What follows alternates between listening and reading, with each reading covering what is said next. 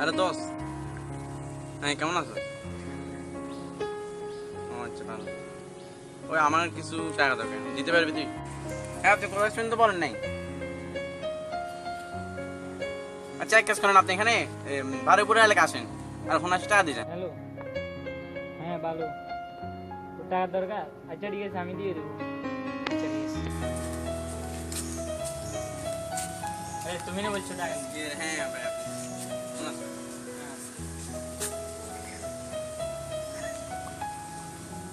সেগুলো আমাকে কয়েকদিন করে দিবি। আচ্ছা ঠিক আছে ভাই। আচ্ছা ঠিক আছে।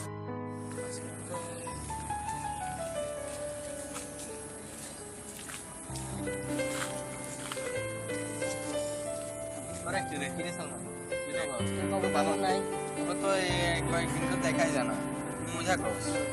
তুই পড়াটাকে একটু ব্যস্ত আছিস।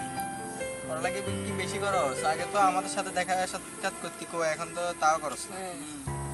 জি জি পড়া। হ্যাঁ। চা টাটা। কি রে, চলে যেতেছস? হ্যাঁ যাচ্ছি এখন। পড়ালেখা একটু ব্যস্ত আছি বেশি। হ্যাঁ তাড়াতাড়ি তো পড়ালেখা ব্যস্ত একদম। আচ্ছা ঠিক আছে। ওটা থাক আর একটু। না কি ওই ওনাকে না তোমাদের বুঝতে পারবো না, আমার বন্ধুদেরকে ছোট বন্ধু ছিল, ছোটবেলা বন্ধু ছিল, বুঝতে পারবো না। এক্সাম আসছে, পড়ালেখা একটু বেশি জানতে হচ্ছে। হ্যাঁ এখন তো আমার কাছে এমন টাকা নেই, তো আমি আপনাকে এক সপ্তাহ পর টাকা জোগাড় করে দিব। কি রে সালমান, দেখা যায় না আজকাল মিলে কি রে, তোর কোনো সমস্যা হয়েছে? না কোনো সমস্যা নেই। না বন্ধ হয়ে থাকে সন্ধ্যা একদম প্রিয় দিন দেখা এসে তুই বললি তো প্রায় পড়া করতে যেতেছস, আর আজকে দেখি একা একা বসে কারণ কি? কারণটা কি?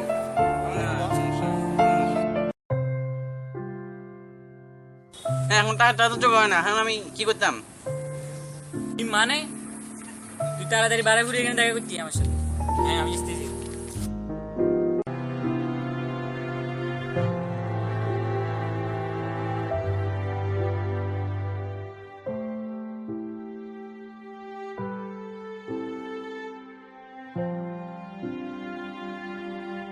ভাই একসাথে বল, আমার টাকাগুলো তো উড়ে গেছে। ভাই এখন টাকাগুলো দিতে পারবি না বলো? টাকাগুলো এখন জোগাড় করতে পারতেছি না।